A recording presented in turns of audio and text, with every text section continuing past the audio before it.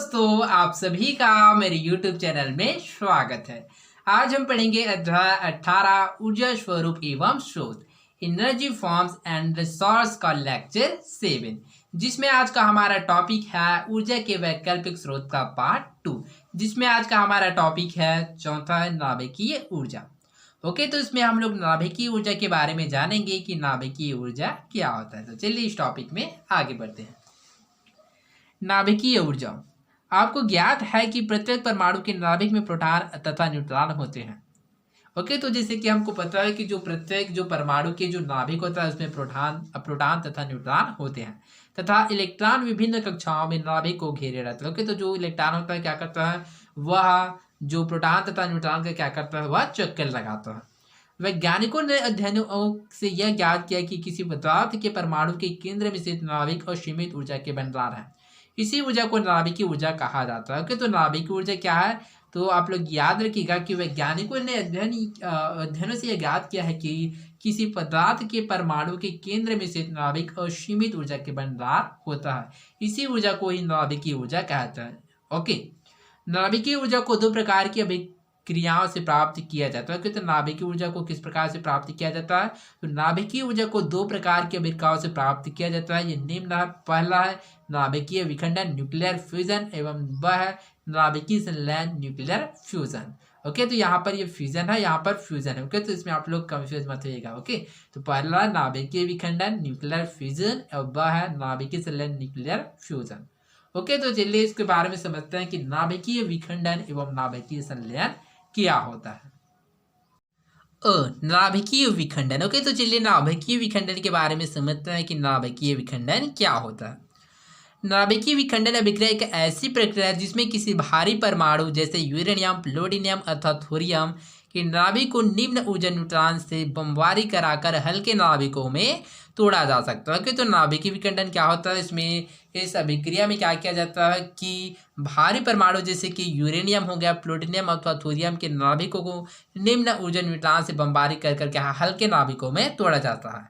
Okay, जब ऐसे किया जाता है तो विशाल मात्रा में ऊर्जा मुक्त होती है। तो इस प्रकार से यदि प्रोसेस किया जाता है तो इसमें क्या बहुत सारी अर्थात विशाल मात्रा में ऊर्जा मुक्त होता है।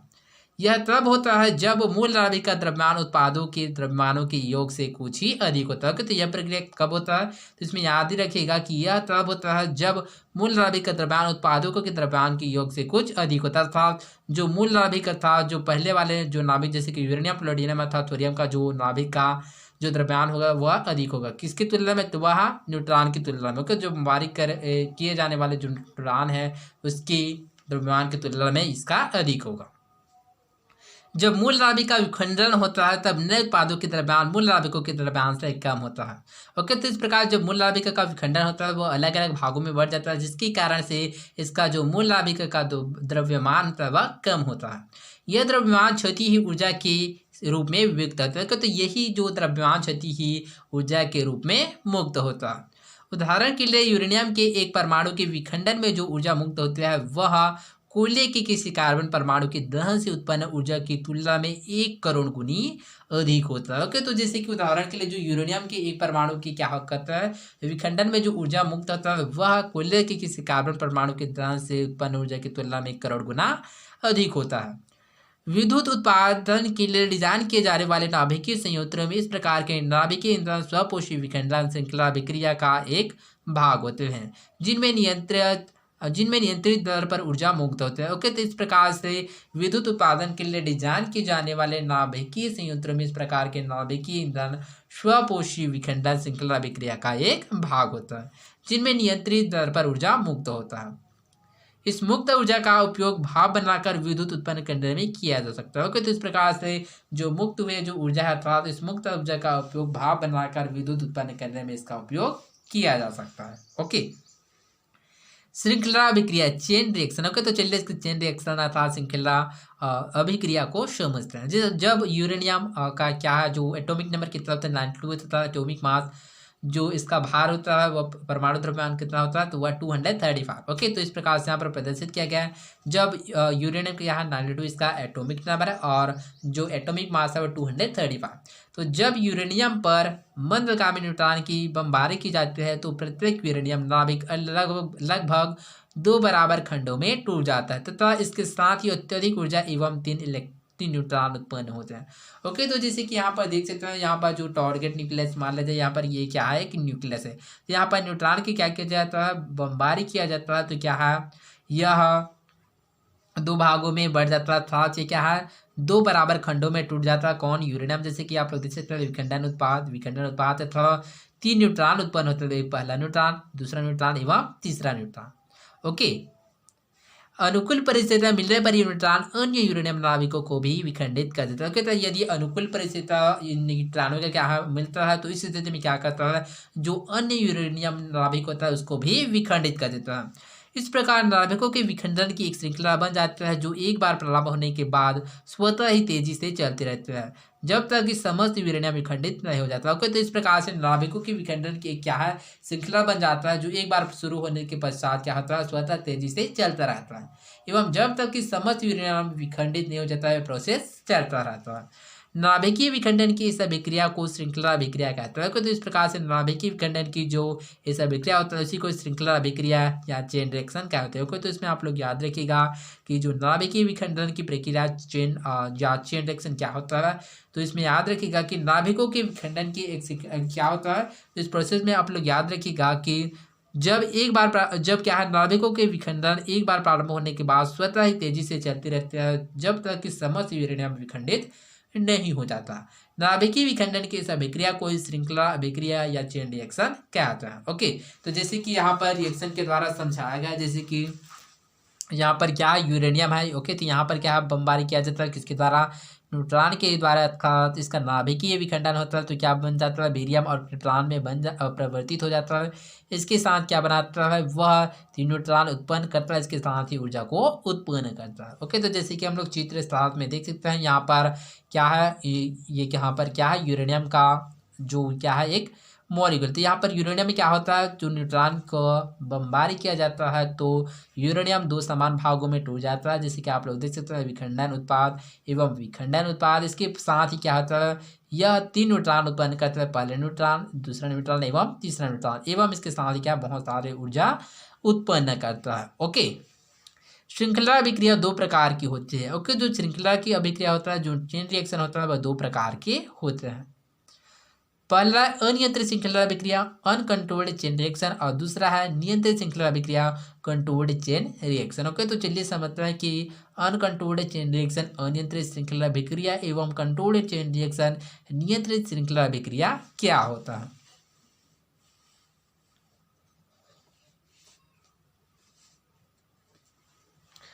अनियंत्रित श्रृंखला अभिक्रिया अनकंट्रोल्ड चेन रिएक्शन, जब यूरेनियम 235 पर मंदगामी न्यूट्रॉन की बमबारी की जाती है तब 3 नए न्यूट्रॉन उत्पन्न होते हैं। ओके, जैसे कि हम लोग चित्र 7 में देख सकते हैं, जब इसमें बमबारी किया जाता है तो क्या होता है, 3 न्यूट्रॉन उत्पन्न होते हैं।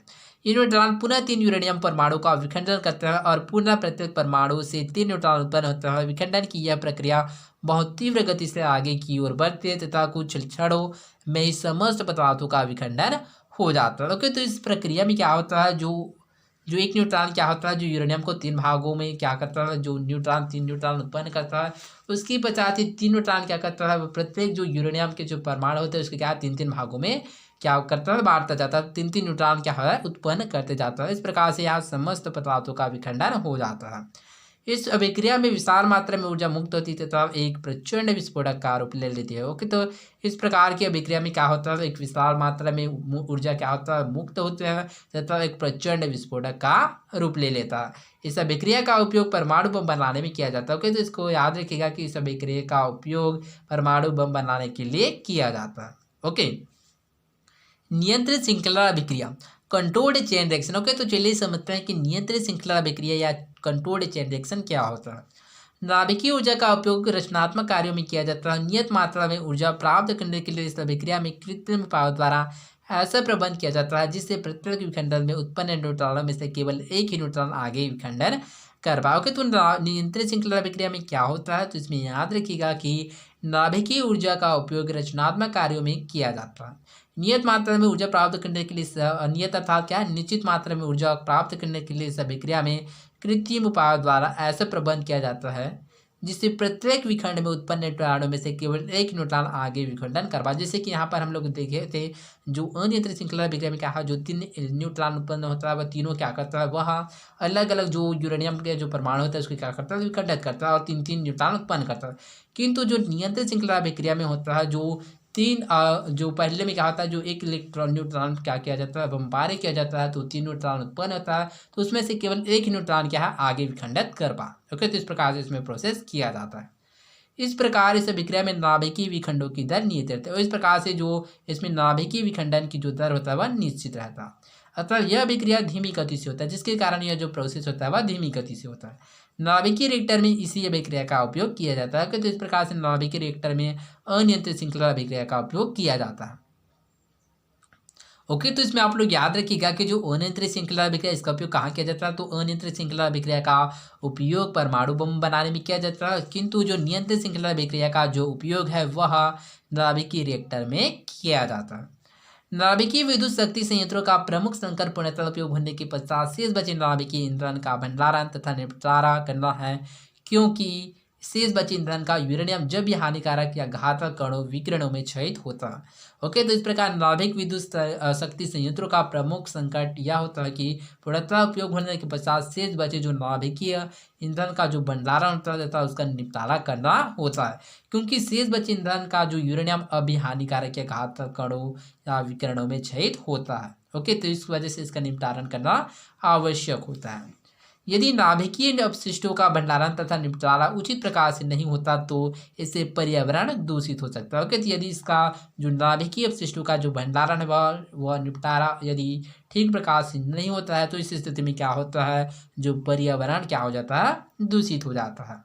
इसके अतिरिक्त नाभिकीय विकिरणों के आकस्मिक रिसाव का खतरा भी बना रहता है। तो इस प्रकार से क्या होता है, जो नाभिकीय विकिरणों के आकस्मिक रिसाव का खतरा भी इससे बना रहता है। कब, क्योंकि जब क्या जो नाभिकीय अपशिष्टों का भंडारण तथा निपटारा उचित प्रकार से न हो। ओके, नाभिकीय विद्युत शक्ति संयंत्रों के प्रतिष्ठापन की अत्यधिक लागत पर्यावरणीय प्रदूषण का प्रबल खतरा तथा यूरेनियम की सीमित उपलब्धता बड़े स्तर पर नाभिकीय ऊर्जा के उपयोग को निषेधक बना देते हैं।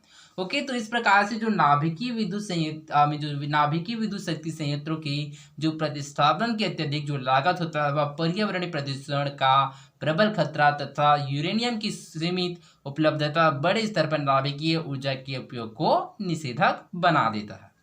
ओके, तो चलिए आगे बढ़ते हैं। नाभिकीय संलयन। ओके, तो चलिए नाभिकीय संलयन के बारे में समझते हैं कि जो नाभिकीय संलयन है वह क्या होता है। आजकल के सभी व्यापारिक नाभिकीय रिएक्टर नाभिकीय विखंडन पर आधारित है। ओके, तो जो आजकल अब जो आधुनिक समय में जितना भी व्यापारिक जो नाभिकीय रिएक्टर है वह किस पर आधारित है, तो वह नाभिकीय विखंडन पर।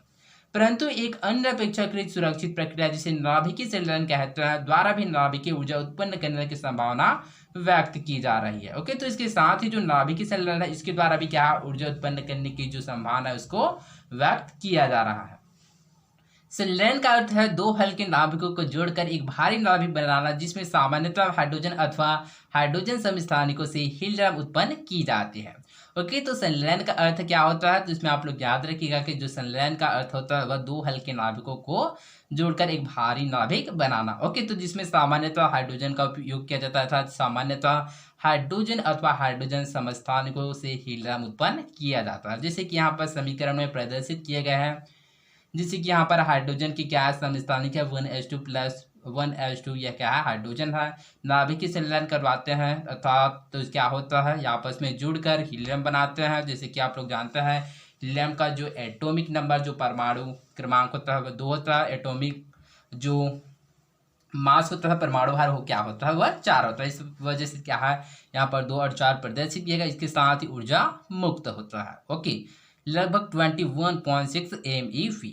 ओके, जैसे कि हम लोग चित्र 8 से भी समझ सकते हैं कि यहाँ पर जो हाइड्रोजन की समस्थानिक ड्यूटेरियम एवं ट्रिटियम आपस में मिलकर क्या बनाता है हीलियम बनाता है। इसके साथ ऊर्जा मुक्त करता है एवं न्यूट्रॉन भी मुक्त करता है। ओके, इसमें विशाल परिमाण की ऊर्जा निकलती है। ओके, तो इसमें क्या है, विशाल परिमाण की ऊर्जा निकलती है, जैसे कि आप लोग देख सकते हैं। ऊर्जा निकलने का कारण यह है कि अभिक्रिया में उत्पन्न उत्पाद का द्रव्यमान अभिक्रिया में भाग लेने वाले मूल नाभिकों के द्रव्यमान के योग से कुछ कम होता है। ओके, तो ऊर्जा निकलने का कारण इसमें क्या है, तो इसमें आप लोग याद रखिएगा कि जो अभिक्रिया में उत्पन्न उत्पादों का द्रव्यमान, जैसे कि अभिक्रिया में उत्पन्न जो अभिक्रिया में उत्पन्न उत्पाद का द्रव्यमान, जैसे कि इसका जो हीलियम का होगा या फिर न्यूट्रॉन का, जैसे कि इसका एनर्जी अभिक्रिया में भाग लेने वाले मूल नाभिकों के द्रव्यमान के योग से कुछ कम होता है, अर्थात जो ड्यूटेरियम या फिर जो ट्रिटियम का जो द्रव्यमान इससे क्या हुआ, अधिक होगा। ओके, इस वजह से क्या है, अधिक ऊर्जा निकलने का यह कारण होता है। इस प्रकार की नाभिकीय संलयन अभिक्रिया सूर्य तथा अन्य तारों की विशाल ऊर्जा का स्रोत है। तो इस प्रकार से जो नाभिकीय संलयन अभिक्रिया सूर्य तथा अन्य तारों की विशाल ऊर्जा का स्रोत है। नाभिकीय संलयन अभिक्रियाओं में नाभिकों को परस्पर संलयित होने को बाध्य करने के लिए अत्यधिक ऊर्जा चाहिए। ओके, तो इस प्रकार से नाभिकीय संलयन अभिक्रियाओं में जो नाभिक को क्या है, परस्पर संलयित तथा परस्पर जुड़ने के लिए होने के लिए बाध्य करने के लिए अत्यधिक ऊर्जा की आवश्यकता होती है या फिर अधिक ऊर्जा चाहिए होता है। नाभिकीय संलयन प्रक्रिया के होने के लिए मिलियन कोटि केल्विन ताप तथा मिलियन कोटि पास्कल ताप की आवश्यकता होती है। अर्थात इस प्रकार से नाभिकीय संलयन की जो प्रक्रिया के होने के लिए मिलियन कोटि केल्विन ताप तथा मिलियन कोटि पास्कल ताप की आवश्यकता होता है। ओके, तो आई होप आप लोगों को नाभिकीय संलयन के बारे में समझा होगा कि नाभिकीय संलयन क्या होता है। नाभिकीय ऊर्जा के लाभ। ओके, तो चलिए समझते हैं कि नाभिकीय ऊर्जा के लाभ क्या है। तो पहला है यूरेनियम 235 की छोटी सी मात्रा से अत्यधिक ऊर्जा मुक्त होती है। ओके, तो जैसे कि हम लोगों ने नाभिकीय विखंडन के बारे में जाना था कि जो यूरेनियम क्या होता है वह उसके जो पार्टिकल होता है वह अलग अलग भागों में बढ़ जाता है। अर्थात इस प्रकार से यूरेनियम 235 की छोटी सी मात्रा से अत्यधिक ऊर्जा मुक्त होता है। दूसरा है अभिक्रिया में ऑक्सीजन की आवश्यकता नहीं होती। ओके, तो इस अभिक्रिया में क्या है, जो ऑक्सीजन की आवश्यकता है वह नहीं होता है। हानि। ओके, तो चलिए समझते हैं कि नाभिकीय ऊर्जा की क्या हानि होती है। अभिक्रिया में रेडियो एक्टिव पदार्थ उत्पन्न होता है जो हानिकारक है। ओके, तो इस अभिक्रिया में क्या होता है, रेडियो एक्टिव पदार्थ उत्पन्न होता है जो क्या होता है, हानिकारक होते हैं। तो रेडियो एक्टिव पदार्थ क्या होता है, तो इसमें आप लोग याद रखिएगा कि वे तत्व या यौगिक जो स्वतः रेडियो एक्टिव किरणों का उत्सर्जन करता है उन्हें ही रेडियो एक्टिव पदार्थ कहते हैं। रेडियो एक्टिव पदार्थ किसे कहते हैं, तो इसमें आप लोग याद रखिएगा कि वे तत्व अथवा यौगिक जो स्वतः रेडियो एक्टिव किरणों का उत्सर्जन करता है उन्हें रेडियो एक्टिव कहा जाता है। ओके, जैसे कि यूरेनियम हो गया, थोरियम हो गया, पोलोनियम हो गया, रेडियम हो गया, सभी क्या होता है, रेडियो एक्टिव तत्व या रेडियो एक्टिव पदार्थ होते हैं। ओके, तो आई होप आप लोगों को समझ आया होगा। तो आज हम लोगों ने नाभिकीय ऊर्जा के बारे में जाना कि नाभिकीय ऊर्जा क्या होता है। इसके साथ ही हम लोगों ने नाभिकीय विखंडन के बारे में जाना, नाभिकीय विखंडन के अंतर्गत श्रृंखला अभिक्रिया चेन रिएक्शन के बारे में जाना। चेन रिएक्शन के अंतर्गत इसके दो प्रकार, पहला अनियंत्रित श्रृंखला अभिक्रिया अनकंट्रोल्ड चेन रिएक्शन एवं दूसरा नियंत्रित श्रृंखला अभिक्रिया कंट्रोल्ड चेन रिएक्शन के बारे में जाना। इसके साथ ही हम लोगों ने नाभिकीय संलयन के बारे में जाना कि नाभिकीय संलयन क्या होता है, तथा इसके साथ ही हम लोगों ने नाभिकीय ऊर्जा के लाभ एवं नाभिकीय ऊर्जा की हानि के बारे में जाना। तो आई होप आप लोगों को समझ आया होगा। ओके, तो आप लोग इसमें जो नाभिकीय विखंडन और नाभिकीय संलयन को इस प्रकार से सिंपल वे में आप लोग याद रख सकते हैं कि जो नाभिकीय विखंडन होता है, जैसे कि नाम से स्पष्ट है, विखंडन अर्थात उसमें क्या होगा, जो कोई भी जो एलिमेंट है उसका क्या होगा, खंडन होगा, अर्थात जो क्या होगा, अलग अलग भागों में बढ़ेगा। ओके, और इस प्रकार से जो नाभिकीय इस प्रकार से जो नाभिकीय संलयन होता है, संलयन से याद रखिएगा, जो अर्थात इसमें जो वो क्या होता है, जो क्या होता है, इसमें जो एलिमेंट्स होता है क्या होता है, वह आपस में जुड़ता है अर्थात संलयित होते हैं। ओके, तो इस प्रकार से आप लोग इसको याद रख सकते हैं कि नाभिकीय विखंडन में क्या होता है, वो विखंडित होता है, नाभिकीय संलयन में जुड़ता है। तो इस प्रकार से आप लोग याद रखिएगा कि नाभिकीय विखंडन किसे कहते हैं, इसी प्रकार से नाभिकीय संलयन किसे कहा जाता है। ओके, तो आई होप आप लोगों को समझ आ होगा। तो आज के लिए बस इतना ही, मिलते हैं अगले वीडियो में। धन्यवाद।